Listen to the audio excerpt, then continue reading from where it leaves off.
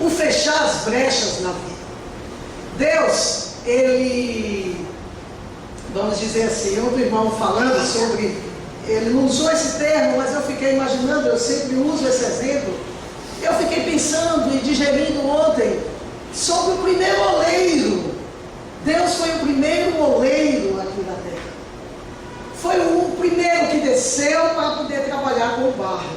E a gente sabe que para poder modelar, ele teve que amassar e ele teve que fazer aquele boneco no chão, que hoje nós sabemos que somos os vasos do Senhor.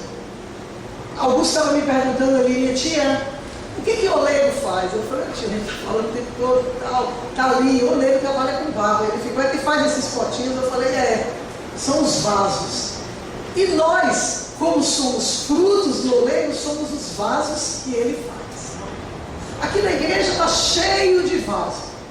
Vasos que estão prontos, vasos que estão em andamento, vasos que estão começando a ser formados. Em todos os estágios a gente vê vasos aqui na igreja.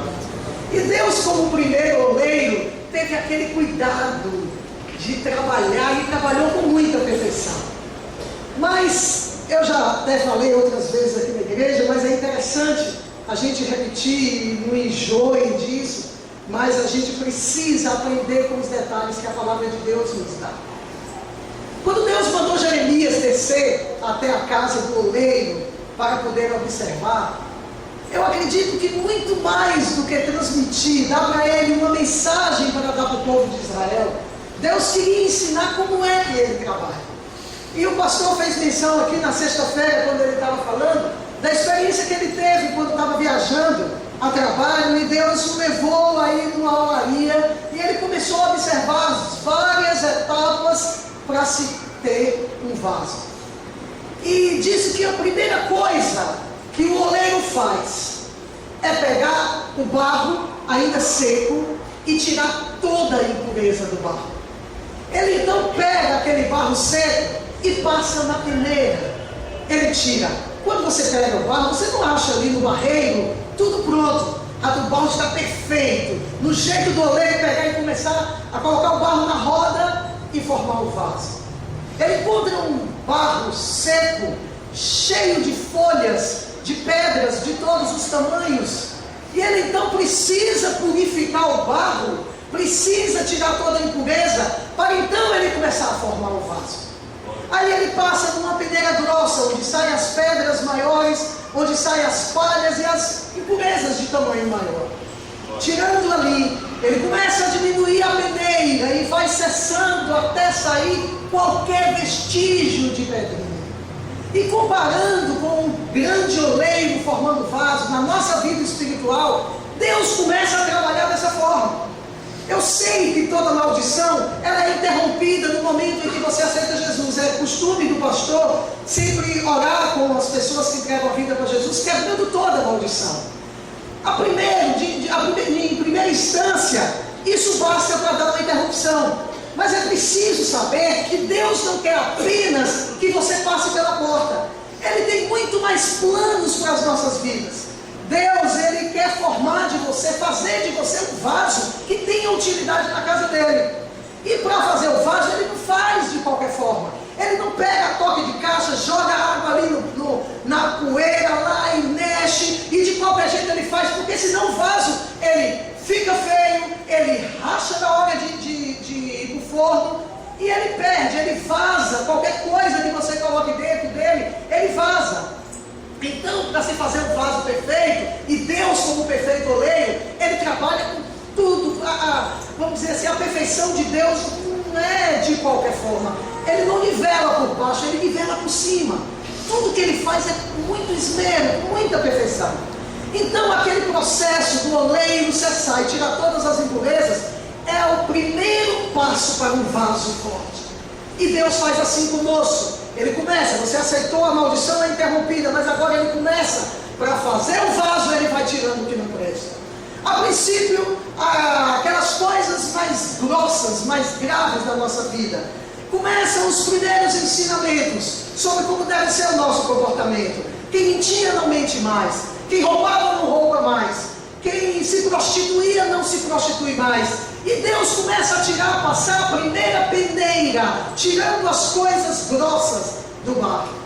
Uma vez saindo aquilo que até a olho nu dá para se tirar, ele então passa para uma peneira mais fina e vai começando, à medida que você ganha conhecimento das coisas básicas que você precisa tirar da tua vida, ele começa então a lhe revelar as menores, que às vezes a olho nu você não consegue ver, mas é preciso passar na peneira de Deus, é preciso ser purificado, até que o pó, que vai virar barro, fique completamente fino e livre de toda impureza. Aí o oleiro vem com o segundo passo, ele deita água no pó. A água, para nós, simboliza tanto a palavra, quanto simboliza o Espírito Santo também. E com a água, com esse elemento, com esse ingrediente indispensável, ele então amolece o barro, para que ele possa ser trabalhado nas mãos do oleiro. E Deus então começa a amassar. E às vezes o amassar de Deus dói. Mas Senhor, eu já não minto mais, eu não me prostituo mais, eu não roubo mais, mas eu ainda preciso ser amassado. Se o barro não for muito bem amassado, ele não presta para ser um vaso usado pelo Senhor. De algum momento ele vai rachar. Então Deus, além de tirar as coisas básicas, você precisa ser amassado. Porque no amassar do barro, Deus amolece os corações, Deus amolece as vidas, deixa a vida maleável para o oleiro então começar a formar o vaso. E depois de amassado, que às vezes o amasso de Deus de fato dói, ele então coloca e começa a forjar o caráter dele em você. Ele começa a dar, vamos dizer, a ideia do tipo de vaso que você vai ser. E ele começa a trabalhar nesse vaso. Se em algum momento, à medida que ele está rodando e trabalhando, como ali, aquela foto ali, ele perceber que existe alguma pedrinha que passou, ou que o vento trouxe, ou de alguma forma que colou naquele barro, então ele desmancha tudo de novo, e ele começa o processo de novo de purificação. Ele tira, para que ele possa então, porque como o pastor disse na sexta-feira aqui, o oleiro disse, qualquer pedrinha que tiver no barro, na hora de botar no forno, ele racha. E vaso rachado, irmãos, serve para quê? A Bíblia diz que nós somos como vasos de barro, e o Espírito Santo que Deus coloca dentro de nós é um tesouro. E importa que nós tenhamos consciência de que somos esse barro, esse vaso, e que a excelência não é nossa, mas é de Deus, que nós podemos quebrar a qualquer momento. Você pegar um vasinho de barro não tem muito valor. Você pega um vaso de ouro, aquilo ali é muito caro para você, precisa de muito dinheiro para comprar um vaso de ouro. Um vaso de prata, mais barato, mas também você precisa de dinheiro, ainda custa caro um vaso de prata. Um de bronze, talvez mais barato, e por aí vai. Mas um de barro, você compra por qualquer real na feira. Um vaso de barro, você compra aqui, você quebra, quebrou, não tem problema não, é de barro. E isso serve para mostrar para nós que nós não somos nada. O valor nosso é nada. Se temos algum valor hoje, é porque Deus depositou valor dentro desse vaso.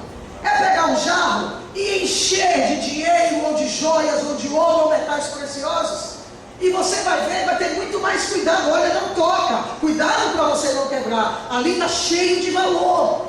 Mas se o vaso estiver vazio, não tem valor nenhum, é muito barato. Só que Deus não quer fazer vasos baratos, Deus não quer fazer vaso de qualquer jeito. E se o vaso tiver impureza, e digamos que ele tenha sido adquirido para guardar água, ou algo líquido, ou óleo, ou azeite, que significa unção, qualquer rachadura no vaso, ele vaza e vai tudo embora. O azeite, ele não tem como segurar, porque o vaso está rachado. Então na confecção do vaso não pode ter impureza alguma. Ele tem que estar todo limpo, para estar todo selado, todo vedado. Então se houver alguma impureza, ele desmancha o vaso de novo, ele amassa o barro de novo, e então ele, quando o barro já estiver bem maleável, bem macio, ele começa novamente a fazer o vaso. Pense, irmãos, aí você fala assim, mas que tipo de aplicação pode ter na minha vida? Imagine que Jesus trabalhou, começou a fazer o vaso, você é o vaso, e começou a usar você em algum ministério. Digamos que você seja um levita daqui da igreja. Nós sabemos que o inimigo, ele não perde a oportunidade, ele bombardeia de uma forma assombrosa os levitas. Por isso, todos os pastores geralmente dizem assim que o ministério de louvor não deveria ser assim, mas o ministério de louvor sempre dá muita dor de cabeça para os pastores.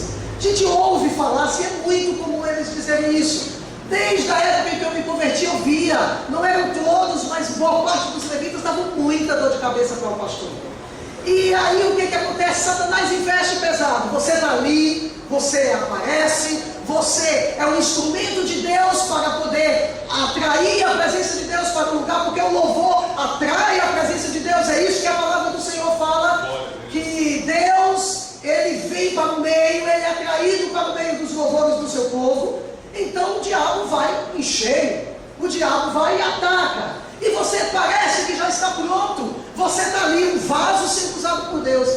Mas de repente, pode ser que esse vaso não tenha passado pelo forno ainda, mas já é um vaso.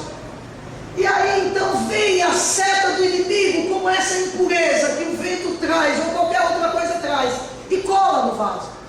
Quando ele passar pelo fogo, ele vai rachar. E na hora que ele estiver sendo usado, ele vai vazar. É Deus deitando a unção do Espírito e ela derramando. Esses dias eu peguei um copo aqui, dei um exemplo. Eu peguei um copo todo vedado e peguei um copo furado. E deitei a água do copo. E o copo todo sem impureza, ele segurou. Mas quando eu deitei água no copo vazado, ele derramou. Ele não segura nada, porque está rachado. E Deus não quer vaso para jogar fora a preciosidade que ele coloca dentro. Então o Senhor tira mesmo. Dói mesmo amassar de Deus. Mas quantas vezes setas do inimigo conseguirem aderir no vaso, ele vai desmanchar o vaso, ele vai amassar o vaso, porque o trabalhar desse oleiro é perfeito. Deus não trabalha de qualquer forma. Por isso é que a gente não aceita a ideia desse evangelho que está sendo pregado aí fora, de que você pode servir a Jesus de qualquer forma. O próprio Jesus não nos enganou. Ele disse, olha, entrai pela porta estreita, porque a estreita é a porta, e apertado o caminho que conduz à salvação, e larga é a porta, espaçoso o caminho que conduz à perdição, e são muitos que passam por ela. É muito comum você ver hoje cristãos que você não consegue mais identificar como cristão. E não é simplesmente pelas vestes, não. É pelo comportamento. O irmão estava comentando com a gente ontem acerca de um outro que se diz cristão, que é, vamos dizer assim, empresariando uma banda de rock mundana. Como é que um crente vai promover, lutar, esforçar para promover o reino das trevas? Eu também chamei a atenção de um irmãozinho que foi trabalhar no trio elétrico em pleno carnaval. Ele estava ajudando ao mixador do trio elétrico para que tudo saísse perfeito. Para quê? Eu disse, rapaz, como é que alguém que diz que serve a Deus, que está lutando para propagar a boa palavra do Senhor, vai promover, vai pegar o dom que Deus deu para sair perfeito o reino das trevas, a adoração a Satanás? Que isso? De que espírito somos? A quem servimos de verdade? Que tipo de vaso nós somos? Porque de uma mesma fonte não pode jorrar água amarga e água doce. Ou eu trabalho para Jesus, ou eu trabalho para o diabo. Então no reino de Deus não tem meio termo. Ou você é, ou você não é. Quando Jesus usou esse termo, os discípulos estavam voltando da comissão que ele tinha enviado. Eles então falaram para o Senhor assim, Senhor, nós entramos numa aldeia de samaritanos e eles não quiseram nos receber. Queres que mandemos que desça fogo do céu e consuma? O Senhor diz, de que espírito vocês são? De que espírito vocês são? A quem vocês servem de verdade? Se ele veio para poder trabalhar, para poder exercer misericórdia, não pode ter esse tipo de sentimento no coração de quem serve ao Senhor. Do mesmo jeito, são aquelas pessoas que se deixam ser usadas pelo inimigo quando já se propuseram ser usadas pelo Espírito Santo. Nós precisamos saber a quem é que nós servimos. É difícil, é. O amassar de Deus dói demais. Tem hora que a gente chora e diz: Senhor, eu não vou suportar. Senhor, se o Senhor não for comigo, eu não vou aguentar, está doendo. Mas se Deus perceber qualquer impureza em você, Ele vai te amassar de novo. Ele tem poder para amolecer o barro e para purificar o barro. Então não é de qualquer forma, não se concebe a ideia. O Evangelho não dá espaço para que se conceba essa ideia de que você pode servir a Jesus de qualquer forma. Ah, mas aí é muito radicalista, eu não posso fazer isso. Olha, o mundo está aí, apologia à sensualidade. E o que você vê hoje não é o tipo, se você usa calça, se você usa saia, se você faz isso, é como você usa. Você pode usar tudo desde que você seja decente. Agora, vê essa sensualidade aí para quê? Me diga aí, para que sensualidade no meio do povo de Deus? Nós temos dito aqui que a nossa sensualidade ela pode existir e ser explorada entre quatro parentes, marido e mulher, e pronto. E acaba aí, encerra aí. Então as mulheres têm cedido a esse apelo, se tornando pessoas sensuais, e o brilho de Cristo tem desaparecido. Ah, mas espera aí, Jaque, é como diz assim: Jaque, eu não tenho que me vestir feito uma velha, eu não tenho que botar um saião igual você, eu sou jovem, olha a minha idade. Você quer o que com a sensualidade? Se você é um vaso que quer ser usado por Deus, você precisa passar o brilho de Cristo. O que importa? Que as pessoas digam que você está cafona. O que importa é que as pessoas digam que você não está na moda. E daí? Eu não quero estar na moda. Eu quero agradar o Senhor. Não me interessa o que as pessoas pensam de mim. Interessa o que Jesus fala a meu respeito. O que Jesus testemunha acerca de mim. E eu quero agradar é aquele que pode me levar para o céu, e não a qualquer outro. Então eu preciso me deixar ser amassado. Deus então, se perceber essa impureza, é a língua que você não vigia, que é o vento, traz essas pedrinhas no vaso. E quando você pensa que não, ao invés de me dizer a Deus, você começa a murmurar, você reclama de tudo, você fala de tudo, você fala do irmão, você fala do prefeito, você fala do presidente, e você começa a amaldiçoar sem saber. Até mesmo quando tem uma aparência de verdade, mas olha, o prefeito não está fazendo nada dele, isso não é isso, é aquilo. Mas você precisa usar a sua língua para abençoar. Você é vaso, irmão. Se é que você é vaso. E o vaso não pode ter nenhum outro tipo de impureza. Ele precisa estar perfeito para que Jesus possa usar. Então depois que Deus trata você, te deixa de uma forma, doma a tua língua, que Deus te tira de qualquer coisa que o diabo tenha colocado, então Ele faz o vaso. Mas não para por aí. O vaso, quando ele acaba de ser feito, ele está mole ainda, e ele precisa ainda secar um pouco. Ele tem que ter paciência para esperar o ponto, porque não se pega o vaso e coloca no fogo. Ele precisa secar. Aí o vaso seca. Você pega o vaso, você até aperta o vaso e você percebe que o vaso não quebra. Oh, o vaso está pronto. Não precisa ir para o forno, não. Pega e coloca ali. Se o vaso não passar pelo fogo quente do forno, ele também não segura nada dentro dele. Ele pode não ter nenhuma impureza dentro do seu barro. Ele pode não ter, ele tem a aparência de que está firme porque o sol já secou. Mas se você deitar água dentro do vaso, ele derrete, ele racha. E Jesus não quer que a água que seja deitada dentro de você te faça desistir, te faça deixar de ser vaso. Pelo contrário, Ele quer que a água, ela fique em você, ela hidrate você, ela te fortifique, ela trabalhe, ela te dê utilidade na mão do Senhor. Então Deus, o oleiro deixa ali, o vaso seca, até que chega o tempo do vaso passar pelo forno. Já não bastava o amasso, já não bastava a peneira, já não bastava ser desmanchado quando havia necessidade, agora você tem que passar pelo fogo. E fogo queima, irmãos. Fogo dói. Forno de aflição, forno de luta, forno de renúncia, forno de provação. Todo crente precisa passar para ser forno possível? Será que Deus não tem poder para já fazer assim, ó, um estalo de dedo, você já está um vaso perfeito? Só que Deus não quer vasos frágeis, inexperientes da sua obra, porque a luta que a gente enfrenta é uma luta real, não é fictícia, não é imaginária, ela é real. Deus nos coloca logo de cara com o diabo, desde o momento em que a gente aceita Jesus. Satanás começa a se opor a nós, a partir do momento que a gente aceita o Senhor, ele começa a se opor com mais veemência do que fazia antes. Então você não pode ser um vaso despreparado, porque o inimigo está rondando o tempo inteiro para destruir o vaso do Senhor. Então você vai precisar passar pelo fogo, uns de um jeito, outros de outro, mas todo vaso forte tem que ir para o forno, e passa não sei quantos dias, não sai do forno assim logo não, porque se joga no fogo, queimou o vaso, está prontinho. Você abre a porta do forno e tira o vaso de lá, ele racha, é choque térmico, ele quebra.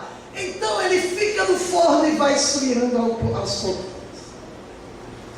Quando você passa na olaria, você vê que ninguém, às vezes o forno já queimou, está só aquela fumacinha ali, mas ninguém tira os tijolos para tirar os vasos de dentro do forno. Ele fica ali dentro. Aí quando chega no dia, então ele tira. Pronto para ser usado?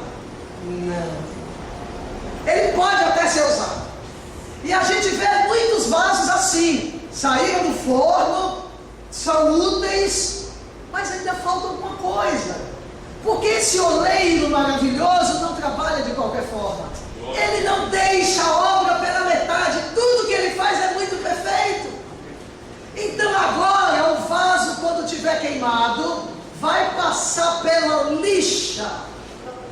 E agora vamos lixar, até chegar naquela lixa fininha, que não tenha mais nenhuma ruguinha para ser tirada. E lixa daqui, lixa dali, precisa de lixar mais um pouquinho aqui, é do outro lado, até que o vaso esteja todo uniforme. Acabou? Não. O vaso ainda precisa de outro acabamento. O vaso precisa ser envernizado. Agora pega o verniz e vai dar brilho no vaso. Depois, Deus deu o brilho, deixou secar. Agora ele está pronto para brilhar. Agora está no ponto de Jeová. E Deus usa de forma poderosa. O Senhor então coloca essa pessoa e começa a usar. Deita azeite à vontade, deita água à vontade, pode-se colocar tesouro ali dentro, que ele está pronto. Mas não esqueça de uma coisa, ele pode quebrar. E se ele quebrar, um vaso quando quebra, depois de peneirado, amassado, formado, queimado, lixado e invernizado, se ele quebrar, ele não presta mais para nada. Ele não pode ser amassado de novo. Aí é que a gente fica assim, depois de todo esse processo, de toda essa luta. O livro de Hebreus diz assim, capítulo 6 diz assim: porque é impossível que aqueles que experimentaram, que gozaram da presença do Senhor, que experimentaram do Espírito e recaíram, sejam renovados outra vez para arrependimento. Porque assim expõe ao vitupério o Filho de Deus. Então é preciso tomar cuidado, irmãos. A quem muito foi dado, muito será exigido. Mas, como o irmão Marconi falou aqui ontem, se quebrar na mão do oleiro, os oleiros daqui da terra não conseguem dar jeito para o vaso quebrar. Eles jogam, vai servir, sabe de quê? Sabe o que eles fazem com os vasos que quebram? Eles servem para cacetar chão para os homens pisarem por cima. A gente lembra que Jesus ele disse o quê? Vós sois a luz do mundo. Não se esconde a luz debaixo de uma cama ou debaixo de um alqueire, mas coloca no velador para que dê luz a todos, ilumine a todos e atrai muitos para a sua luz. Vós sois o sal da terra. Vocês precisam salgar. Sal é para salgar, para temperar, para conservar. Se esse sal perder o sabor, o poder de conservação, o poder de temperar, ele não presta para mais nada, só para ser lançado fora e ser pisado pelos homens. O vaso é mais ou menos assim. Você não tem como estar na obra de Deus e não ser um vaso. Você pode estar nos mais diversos estágios de vaso, mas você precisa ser usado de alguma forma. Porque Deus não chama ninguém para ficar sentado simplesmente no banco, se alegrar com os louvores, ele ali cantar, ir para casa e viver a sua vidinha medíocre. Todo servo de Deus tem que ser vaso, e todo vaso precisa ter utilidade na obra. Se não tiver utilidade, ele não vai ter serventia. E aí o que é que o Senhor faz? Vaso inútil, servo inútil. Foi o que ele disse para mim no dia que eu saí lá de Tarantim. Eu deixei uma igreja toda estruturada e cheguei aqui em Itaúna e disse para Deus: Senhor, agora eu vou ser membro de igreja. O pastor não queria, na época ele não era pastor, e ele disse: minha filha, chega de problema, nós vamos chegar lá em Itaúna e vamos ser cristãos normais como qualquer outro. E eu fui para cá, não ia mais atender ninguém, não ia ter mais que gastar meu tempo ia ser para minha família, e tudo muito bom. E lá vou eu. E um dia Deus me dá uma revelação. Eu vou subir na ladeira da casa onde eu morava, e vem descendo uma mulher. Os irmãos conhecem esse testemunho, e me agarra pela cintura e bota o dedo na minha cara e diz muito claro: assim diz o Senhor, arruma a tua casa, porque dentro de poucos dias tu morrerás e não viverás. Aí eu afastei e falei assim, aí na minha mente eu dizia: ai Deus, olha quantos anos eu ganhei para o Senhor. Eu deixei uma igreja com mais de 100 pessoas estruturadas. Senhor, quanto eu trabalhei, quanto eu fiz. Aí ela olhava para mim e dizia assim: dissestes bem, fiz, passado, mas agora te tornaste servo inútil, vaso sem utilidade. Arruma a tua casa, porque dentro em breve você vai partir. Aí eu acordei. Deus, o que é isso? Senhor, meus filhos são pequenos. Senhor, tem misericórdia de mim. E agora fui chorar. E fui arrumar a casa, me preparei para partir. Não era mais fácil eu chegar e deixar ser usado de novo? Eu não tinha utilidade. Vaso vazio, vaso apenas de enfeite, Deus não quer na sua casa. O vaso tem que ter alguma serventia. Nem que seja para não aparecer, ficar quietinho no seu canto intercedendo, dando suporte para o pastor, dando suporte para os levitas, dando suporte para o evangelho pregado na cidade. Não importa, você tem que ter utilidade como vaso na casa do Senhor. Porque senão o vaso perde o valor. E lembra, o valor que você tem é o que é depositado dentro de você. Você não passa de barro, de pó, e pode ser quebrado a qualquer momento. Aí foi quando eu disse, vocês já conhecem. Pois quando eu vi esses meninos toda vez que falavam, choravam, era um escândalo em casa, e eu sabia o que Deus fala comigo, eu sabia que era o Senhor que estava falando. Eu fui e disse para ele: faz o que o Senhor quiser, me manda onde for, eu vou. O que o Senhor mandar fazer eu faço, mas me poupa e deixa eu pegar meus filhos. E aí o anjo então apareceu, entrou no quarto de uma outra irmã que estava dormindo e disse para mim, eu ainda falo com vocês, eu ainda disse: eu até para a África, se vocês mandarem eu vou. Aí Deus vai ter que arrumar um navio, alguma coisa para eu ir, porque de avião está complicado. E aí eu disse isso, orando de madrugada no quarto, lá na fazenda do meu pai. E aí o anjo chegou, vocês conhecem, mandou a irmãzinha sentar e disse: levanta, senta que eu quero falar com você. Diga para a tua irmã que está dormindo do lado que eu ouvi a oração dela e ela vai ficar. Mas diga para ela, e se eu mandá-la para a África, ela vai. Pronto, eu só estou pedindo misericórdia. A gente já recebeu a profecia que a gente não vai ficar muito tempo aqui, que Deus vai levar a gente para longe. Eu disse: Senhor, para a África não. Eu sei que eu falei, mas para a África não. Tem misericórdia. Manda por aqui mesmo, a gente vai abrir quantas igrejas o Senhor quiser que a gente abra. Mas tem misericórdia. Mas se Ele mandar e disser para mim: você vai e não vai voltar, lá mesmo você vai morrer, eu sei que eu vou sair daqui chorando, mas eu vou. Eu vou porque eu quero ser vaso. Eu vou porque eu sei que o oleiro sabe o que faz. Ser quebrado e perder a utilidade do mundo. Depois de tudo que a gente já viveu, eu não sei qual é o estágio que você está. Eu não sei se você é apenas a ida do barro sendo amassado. se você ainda está sendo passado na peneira. Eu não sei se você já é um vaso já formado, mas ainda está secando. Não sei se você já passou pelo forno. Não sei se você já passou pela lixa, ou se você já está eternizado. Mas uma coisa eu sei: esteja no processo do oleiro, porque Ele sabe o que faz. Quando Deus veio e amassou o barro e fez o homem, eu tenho certeza que Ele tirou toda a impureza. Ele lixou, Ele preparou.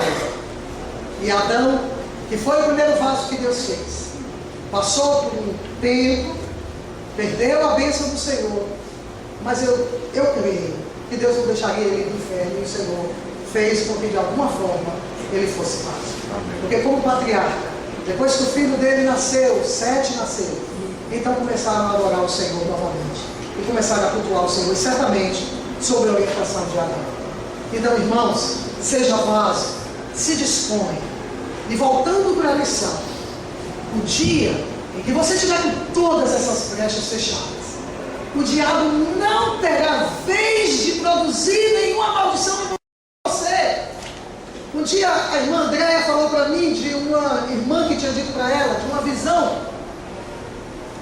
que ela tinha tido, de muitas flechas, era uma chuva de flechas que batia contra a porta da igreja. Mas era tanta flecha que parecia chuva, mas tinha algo invisível que batia e a flecha caía, batia e a flecha caía. Ela via as portas, mas isso simboliza igreja. Igreja sou eu e você. O diabo nunca vai parar de tentar arrebentar esse vaso. É bom que você vigie, porque ele vai passar calça em você o tempo inteiro. Ele vai tentar fazer ventania vir para te derrubar. Ele não para, enquanto você estiver aqui na terra, ele vai usar suas artimanhas para derrubar esse vaso, ou para que esse vaso rache e ele perca o valor que foi depositado nele. A questão de não cair, a questão de não se rachar, depende de você também. A parte de Deus, Deus faz muito bem. Um vaso muito bem preparado, purificado, queimado, todo pronto, ele é mais forte. Mas você vai ter que fazer o seu papel. O papel de Deus, Deus faz, mas o seu papel depende de você.